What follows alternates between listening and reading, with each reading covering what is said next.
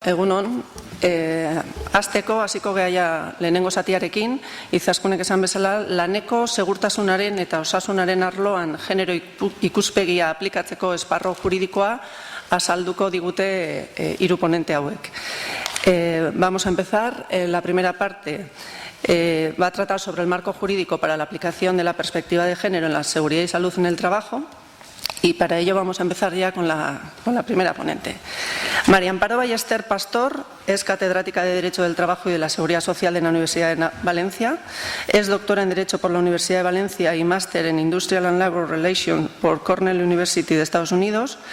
Actualmente es experta nacional por España en el órgano asesor de la Comisión Europea en materia de género.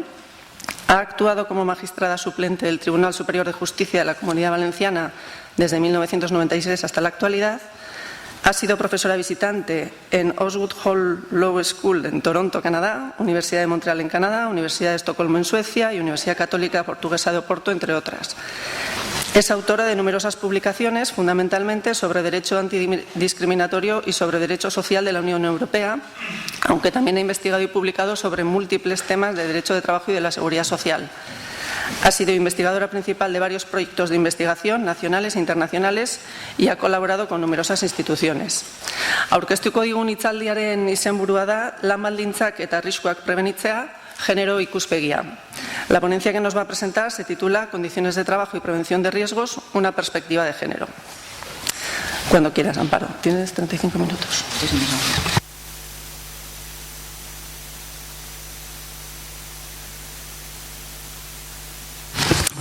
Muchísimas gracias.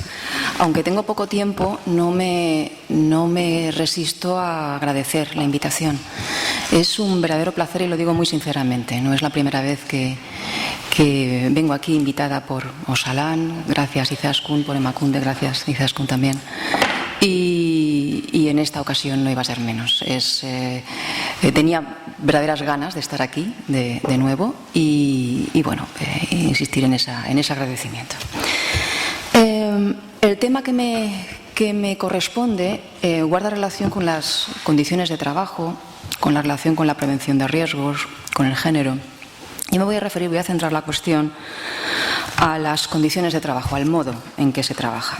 Y es que en los últimos años hemos cambiado en el modo de trabajar. Han cambiado nuestras expectativas, tanto de los empresarios, de los trabajadores. En general, los trabajadores nos hemos vuelto más vulnerables, en parte por el miedo al desempleo. En parte también las reformas laborales también han colaborado, ¿no?, a incrementar o a incidir en esa mayor vulnerabilidad del trabajador. Aparecen palabras mágicas que parece que sean el centro de todo, por ejemplo la competitividad a la hora de informar las reformas. Otro tipo de competitividades, parece que la competitividad tiene otras ramificaciones en otros ámbitos. Empiezan a aparecer cuando el desempleo es un peligro real y muy grave, ¿no? Y hay poco trabajo para demasiados, pues la competitividad empieza a surgir entre los propios trabajadores. Nos encontramos mucho más aislados, más solos. En definitiva, la inestabilidad, la precariedad, el escaso control sobre el propio tiempo, todo eso hace que el trabajo, el ámbito del trabajo, sea un lugar particularmente hostil, un lugar tóxico por sí mismo, en su organización. Y eso incide muy particularmente en el colectivo de trabajadoras, de mujeres trabajadoras. Esa es la perspectiva que me gustaría dar, encontrar de qué manera ese modo de trabajar, esas nuevas formas de trabajar, en esas nuevas condiciones, han afectado particularmente a la mujer trabajadora. Y he escogido 3 temas. Me ha influido bastante el tiempo, confío en no pasarme demasiado, y he escogido estas 3 vertientes, que me parece que podían dar una visión más o menos general de lo que pretendo, ¿no? En primer lugar, me voy a referir al tema del estrés laboral. En segundo lugar, el fenómeno al que ya me he referido, ¿no?, el de la pérdida del control del propio tiempo. Y finalmente, la discriminación retributiva. Voy a plantear cada una de estas 3 temáticas como una especie de enfrentamiento entre las apariencias y las realidades. Mi intención no es ser demasiado crítica, desde luego no pretendo plantear aquí un panorama desalentador, deprimente, nada más lejos de mi intención. Sencillamente lo hago a efectos expositivos, apariencia y realidad, y sin perjuicio de que probablemente saldrán cosas que con mucho gusto, si puedo y si sé, pues intentaría resolver después en el turno de preguntas. En primer lugar, con relación al estrés laboral. Lo sabemos, el estrés laboral es un riesgo psicosocial. Conocemos la clasificación general de los riesgos psicosociales, el primer nivel o las tres clasificaciones son los tres tipos básicos, ¿no? La violencia procedente externa de terceros, la violencia interna y ese tercer nivel del riesgo psicosocial que es el estrés laboral, que vendría a ser algo así como la violencia cotidiana, la violencia doméstica, la que depende de la organización, depende de cómo se aplica o cómo se trabaja o cómo se relacionan las personas en la empresa sin que aparezcan violencias puntuales o extremas, graves, sino en la convivencia cotidiana, ¿no? Y lo cierto es que cuando se trata de identificar ese estrés laboral, el que me voy a centrar, esa cuestión, esa, digamos, violencia silenciosa, pues hay una serie de factores que están suficientemente estudiados, analizados y que tienen relación directa con el estrés laboral. Y son, entre muchos otros, algo que son indiscutidos y son los siguientes.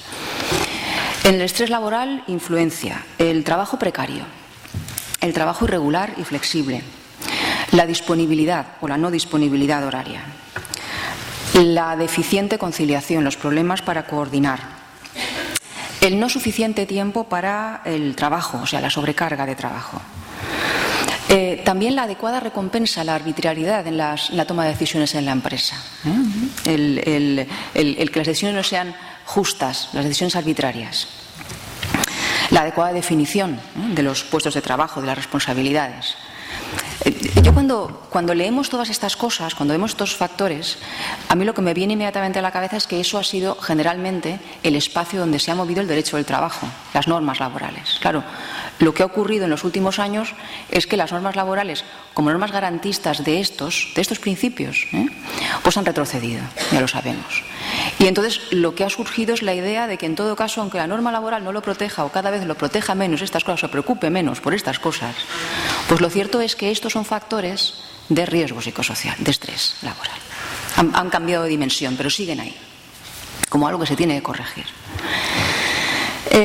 Respecto a la mayor incidencia del estrés laboral en las mujeres, yo he destacado tres elementos o tres puntos en los cuales se destaca esa mayor incidencia del estrés laboral en las mujeres. En primer lugar, un dato objetivo, el de la mayor inestabilidad del trabajo de las mujeres.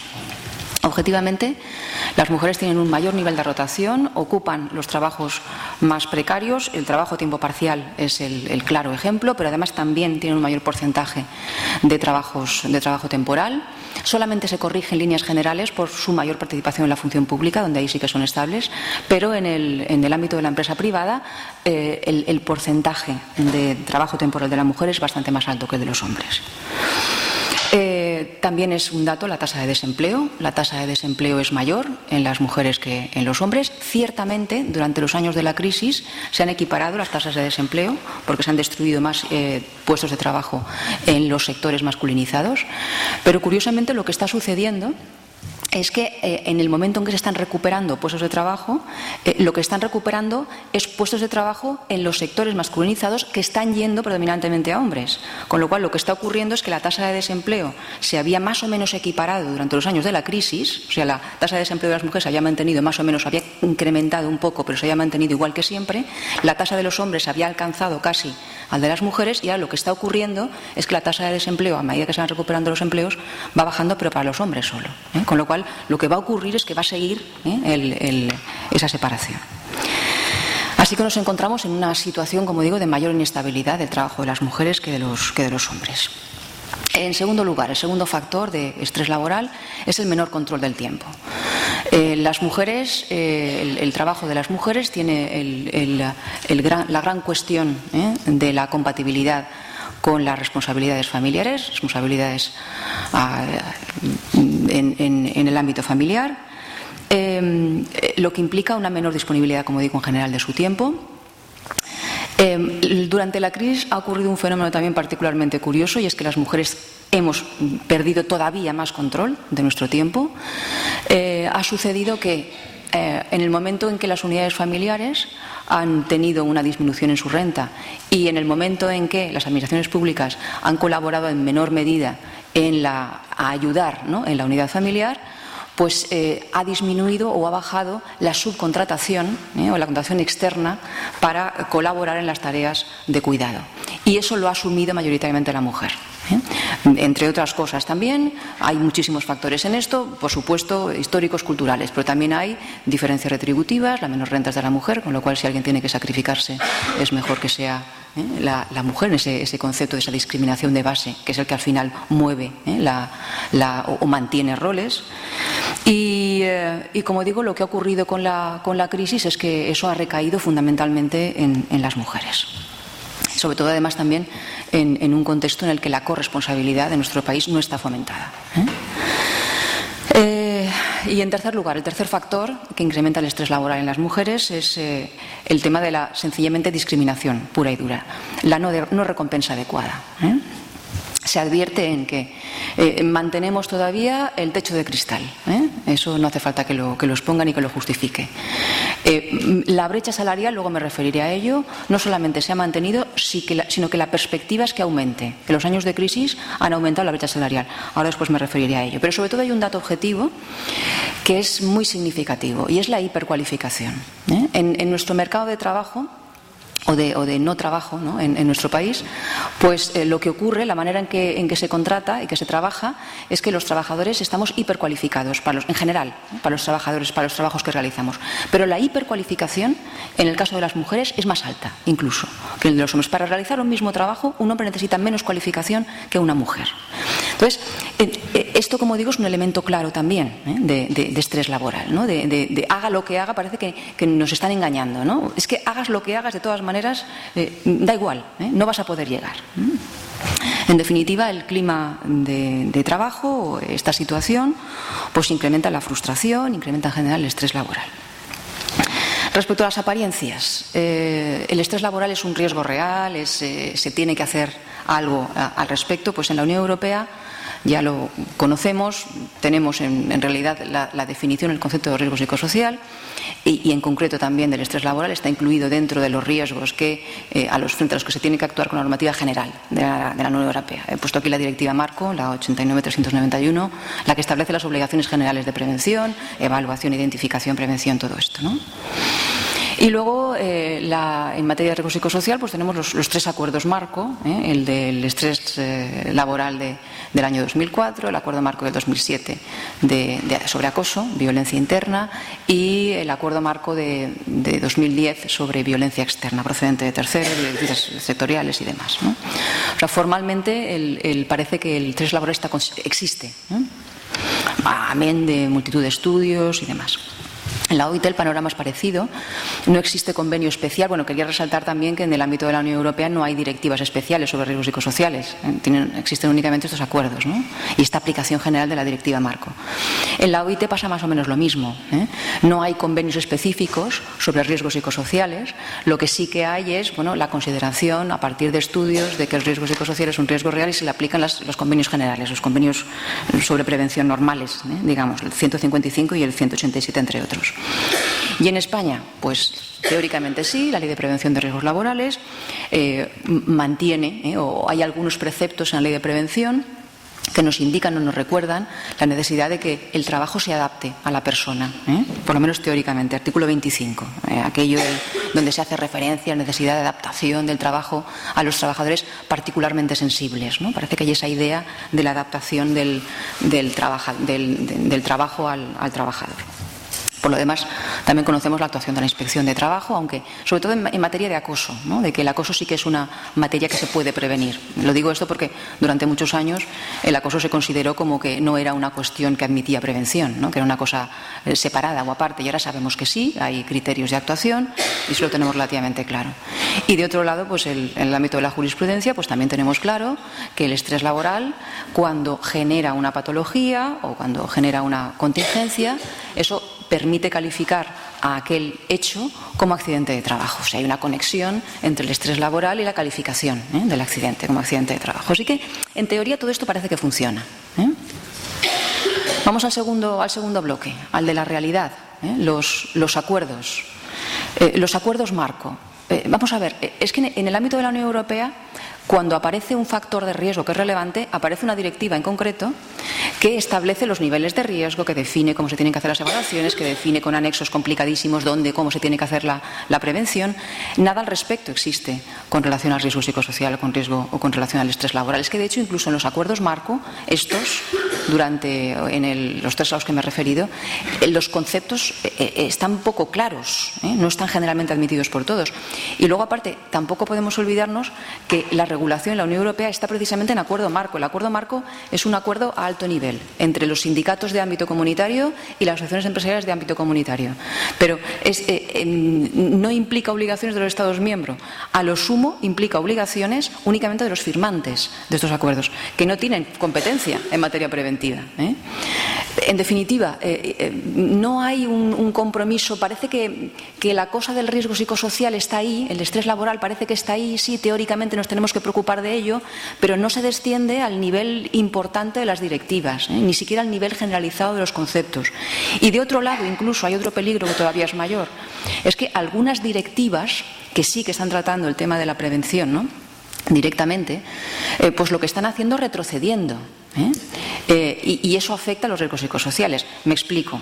Bueno, no es que estén retrocediendo, sino que hay amenaza de retroceso. Por ejemplo, la Directiva sobre el tiempo de trabajo, la Directiva 2003/88. Esta directiva sufre periódicamente amenazas de restricción, de que la última se paralizó hace, creo que fue un par de años o un año. El último intento de reformar la Directiva sobre el tiempo de trabajo, que suponía el incrementar las posibilidades de opting out, de que los países puedan salirse de determinados puntos, ¿no?, generalizando muchísimo. Claro, lo que ocurre, curiosamente, es que el resto de directivas de los riesgos, me vais a permitir, de verdad, pues van incrementando o se van reformando a base de se descubre que algo nuevo ha salido, un nuevo factor de riesgo, más requisitos, y sin embargo, en lo que tiene que ver con el riesgo psicosocial y con el estrés laboral, directamente, lo más claro, el tiempo de trabajo, aquí no se avanza, sino que se retrocede, o que las amenazas son de retroceso. He tenido que mencionar este fenómeno en este momento. Por lo pronto, aquella reforma está paralizada, pero se vuelve a oír otra vez, que se vuelven otra vez las reclamaciones o las cuestiones de que esa directiva probablemente se cambiará.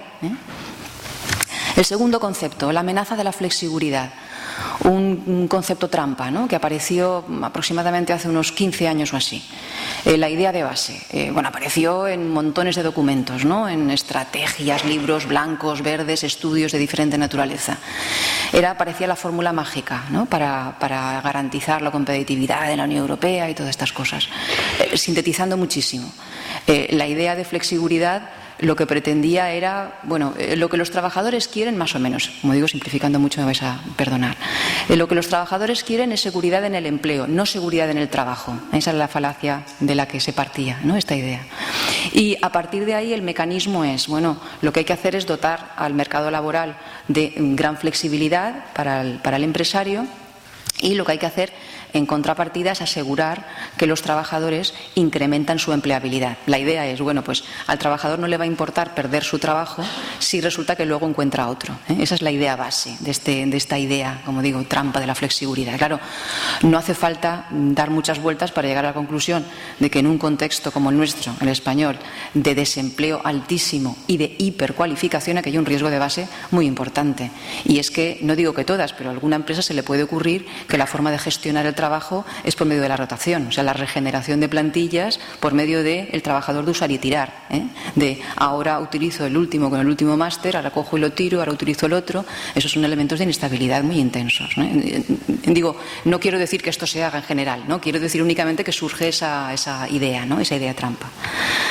El tercer punto, en España, inestabilidad e incertidumbre. Eso, a partir de las últimas reformas, la inestabilidad se ha incrementado porque el abaratamiento del despido es un hecho, eso es así. La incertidumbre, también se han incrementado los mecanismos que permiten la alteración de las condiciones de trabajo. Se ha facilitado que los convenios colectivos se cambien. Se ha facilitado que las condiciones con las que entró un trabajador en una empresa se alteren más fácilmente. O sea, esa idea de que yo tenía unas condiciones, yo entré aquí con esto y eso va a permanecer durante el tiempo que siga aquí, si tengo suerte y sigo aquí, pues eso ya no es así. Está permanentemente pendiente de que eso puede cambiar. Y finalmente, la última idea, la falta de responsabilidad empresarial en estrés laboral. Una cosa es, lo que comentaba hace un momentito, de que el estrés laboral tiene una conexión a la hora de calificar el accidente como accidente de trabajo, que eso sí que está reconocido, pero otra idea es hasta qué punto se le puede sancionar al empresario, cargar la responsabilidad con multas, con indemnizaciones, por actuar en contra o por no prevenir el estrés laboral. Insisto, el estrés laboral como convivencia, vida, violencia estructural, violencia silenciosa. Claro, porque se sabe, porque sabemos, se sabe, se están reconociendo recargos, por ejemplo, para el empresario en el caso de que no haya actuado con la prevención adecuada en tema y se haya producido un acoso. O sea, digamos, la violencia extrema está reconocida que existe una responsabilidad, ¿no? Se busca o se aplica el recargo para estas situaciones.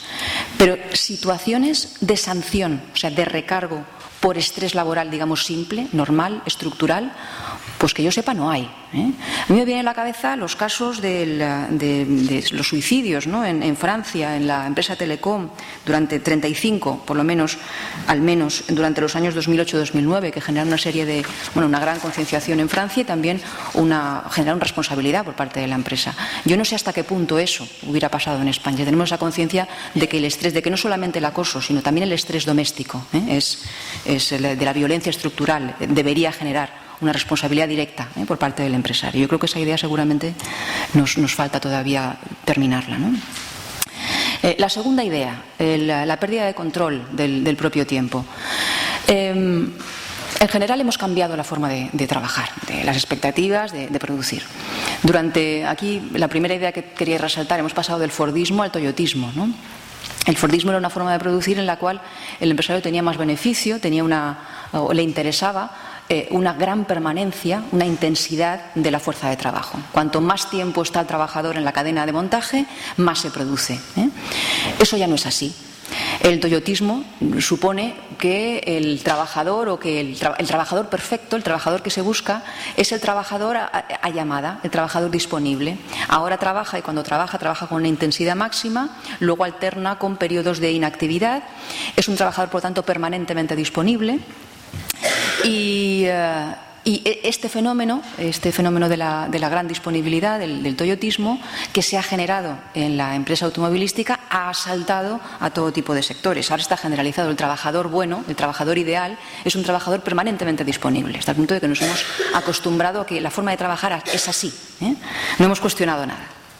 Cuando en realidad nos hemos olvidado de que esto del derecho del trabajo y las reivindicaciones de los trabajadores han sido siempre una reivindicación del propio tiempo, ¿no? A lo largo de los años lo hemos perdido, el control del propio tiempo. Por ejemplo, asumimos hasta con cierta normalidad figuras contractuales muy curiosas, como por ejemplo la figura británica, el contrato de 0 horas, ¿no? Empezamos a ver, ¿no?, que eso de, ya tenemos suerte con el trabajo que tenemos trabajo, que pues ahora a partir de aquí también perdemos el tiempo, ¿no? Perdemos el control del tiempo. Y en el caso de, ostras, me señalan un papelito que pone 10 minutos. Pues a prisa. Pues las apariencias aquí no os las voy a contar. Las apariencias con relación al control del tiempo aquí parece que sí, que parece que tenemos nuestros horarios fijados, de que para alterar el horario hace falta un procedimiento. Ahora veremos que en realidad teóricamente sí, esto parece que sea para alterar un horario, hace falta una modificación sustancial y tal, pero luego ahora veremos que en la práctica no funciona así. Y teóricamente también existen garantías para conciliación. Aquí tenemos, todos lo sabemos, el permiso de lactancia, reducción de jornadas, excedencias, todo eso. O sea, el derecho de ausencia ausencia, el derecho a ausentarnos, a salir para el cuidado, eso existe por ahí. Hay de todas maneras una perspectiva que sí que me gustaría destacar aquí y proviene de la Unión Europea. Son dos conceptos, el derecho a la adaptación y el derecho a la corresponsabilidad. Eso es efectivo, eso no es una cosa teórica y demás. El derecho a la adaptación del trabajo, adaptación tiene su interés y es mucho más interesante el derecho a la adaptación que el derecho a la ausencia, porque si se adapta en lugar de sacar a las personas para conciliar, si se adapta, permitimos que no se rompan las carreras profesionales y además mantenemos la renta, porque las ausencias siempre implican disminución de la renta familiar. Así que la adaptación debiera ser lo preferente. Y de hecho lo que ocurre es que en la Directiva de Permisos Parentales, la que tenéis aquí, 2010/18, se establece precisamente que los empresarios deben tomar en consideración, no digo que tengan que aceptar los requerimientos de adaptación, pero sí que deben tomar en consideración, que ya es algo. Tomar en consideración significa motivar, dar alternativas. Eso está en la Directiva 2010/18. Y la corresponsabilidad, o sea, la idea de que no se puede generar un mundo de conciliación o una legislación normativa de conciliación que se base en la atribución de prerrogativas de cuidado, beneficios de cuidado únicamente para las mujeres o preferentemente para las mujeres. Cuando se hace eso así, cuando el cuidado o los beneficios de cuidado se limitan, se dirigen preferentemente a las mujeres, eso no solo es discriminatorio para los hombres, sino que es discriminatorio para las mujeres porque perpetúa roles. Aquí os he colocado dos sentencias, una es un clásico, que fue una cuestión prejudicial desde aquí, desde España, la Roca Álvarez, y la Maestrelis la he puesto aquí porque ha sido una muy reciente, de hace apenas unos meses este verano, ¿no? Que va en esa idea de la corresponsabilidad en el sentido que os he dicho. La realidad, pues la realidad es que resulta que, pese a todo, todos los trabajadores somos flexibles. Hay un precepto en el Estatuto de los Trabajadores, que es el 34.2 del Estatuto, distribución irregular de la jornada, que establece que un 10% de la jornada anual de los trabajadores es variable a iniciativa del empresario, sin causa y sin procedimiento. Porque sí, salvo que establezca otra cosa el convenio colectivo. Esto es una barbaridad. O sea, en una jornada anual de 1.700 horas son 170 horas que bailan al año. Segundo, la paradoja del tiempo parcial. Se supone que el tiempo parcial es una medida de flexibilidad para los trabajadores, trabajadoras, los que pretendan compatibilizar y demás. Bueno, pues aquí la flexibilidad se ha hecho, pero para el empresario. Parece una especie como de broma de mal gusto, ¿no? Cuando se pregunta, o en la experiencia que yo tengo con relación a la red de género donde estoy en la Unión Europea, y se nos pregunta, bueno, pues el trabajo a tiempo parcial, si es una idea flexible, si sirve a su finalidad, bueno, sí, aquí es flexible, pero es que es para el empresario, no voy a entrar en detalle, pero horas complementarias, más las horas complementarias voluntarias, más la distribución flexible. El trabajo a tiempo parcial el trabajador, trabajadora, es un sujeto permanentemente disponible. El trabajo a tiempo parcial no se coge en nuestro país para compatibilizar, se coge porque no se tiene otra cosa. La paradoja de la conciliación. La paradoja de la conciliación es que en nuestro país tenemos fundamentalmente mecanismos de ausencia. No existen mecanismos de adaptación. O sea, tenemos un 34.8 del Estatuto que habla de sí, derechos de adaptación de la jornada, pero conforme a lo que diga el convenio colectivo o el pacto. Eso no es decir nada. Así que, de hecho, por lo menos hay una cuestión prejudicial, que yo sepa, hay una cuestión prejudicial planteada por el Juzgado Social número 33 de Barcelona, que ha planteado que la normativa española podría ir en contra de esta que os estaba comentando, la Directiva 2010/18, precisamente porque no establece ninguna obligación, ni siquiera eso de tomar en consideración lo que establece la cláusula sexta de la Directiva de Parentales. Nada de eso. Y por lo demás, el tema de la corresponsabilidad, pues ya lo sabemos. De nuevo, otra vez, este año, me quedan 5. Este año se vuelve a posponer un año más el permiso de paternidad. O sea, ese permiso de paternidad que tiene 13 días, que se supone que desde el año 2007 se nos está anunciando que eso tiene que subir a 4 semanas y que año a año sistemáticamente se dice, no, este año no será, al año que viene, este año no será. Pues este año vuelve a pasar otra vez. Este año no será.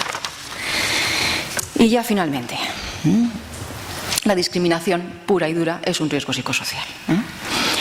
La apariencia. Tenemos una apariencia de que aquí la cuestión retributiva, la discriminación retributiva está prohibida. Tenemos la Constitución, artículo 14, tenemos un artículo 28.2 del Estatuto que nos habla ahí de la prohibición de la igual valoración de puestos de trabajo, todo formalmente muy curioso y muy interesante, ¿no? Tenemos jurisprudencia además desde hace muchos años, tanto en el Tribunal de Justicia de la Unión Europea como en nuestro propio Tribunal Constitucional, que establece que que establece la prohibición de la incorrecta valoración de puestos de trabajo. O sea, generalmente cuando hablamos de retribución, de igualdad retributiva, no estamos hablando de desigualdad retributiva por trabajo igual. Estamos hablando de que se hipervalora los trabajos realizados por los hombres y se infravalora el trabajo realizado, los trabajos realizados fundamentalmente por mujeres. Eso se llama discriminación retributiva indirecta. Bueno, pues y eso está reconocido desde hace muchísimos años. Realidad.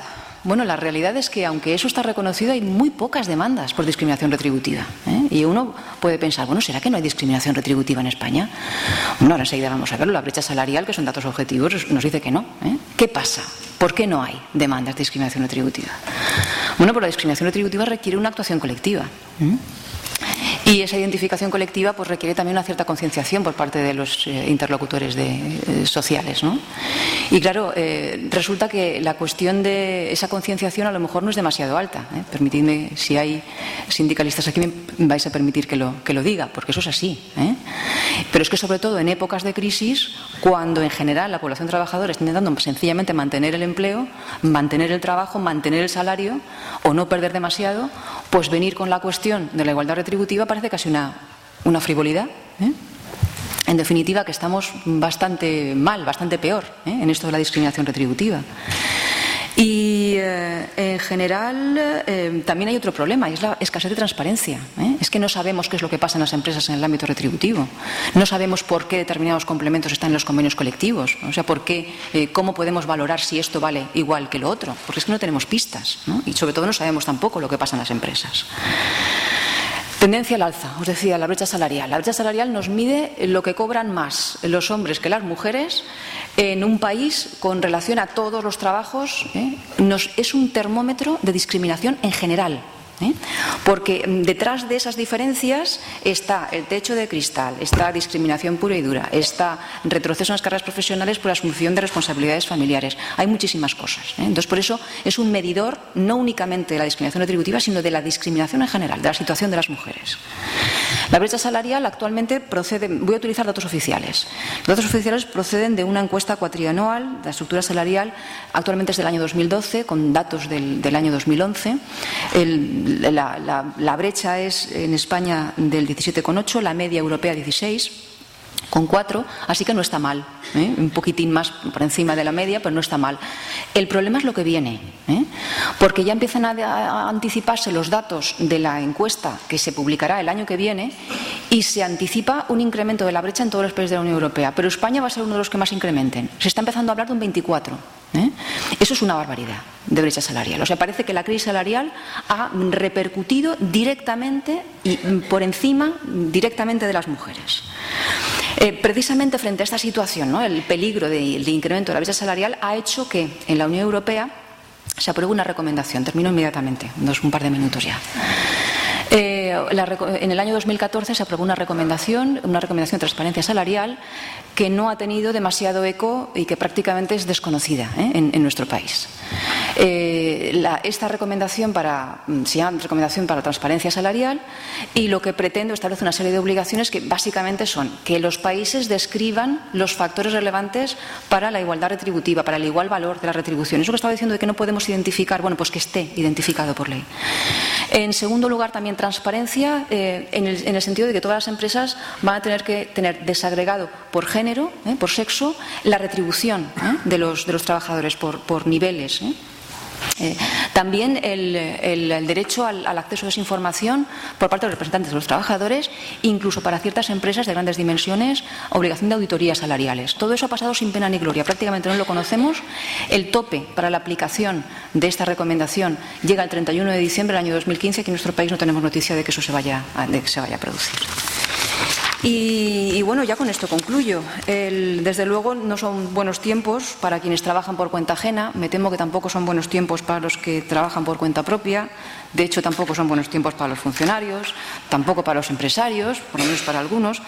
Vaya, pero en todo caso parece claro que quienes están pagando el pato de esta crisis son los colectivos más vulnerables y particularmente las mujeres. Así que así están las cosas. Y el principal problema pues no es que esto pase, sino es la invisibilidad de la cuestión, la falta de reacción, la frivolidad incluso. En fin, ojalá vengan tiempos mejores. Muchas gracias.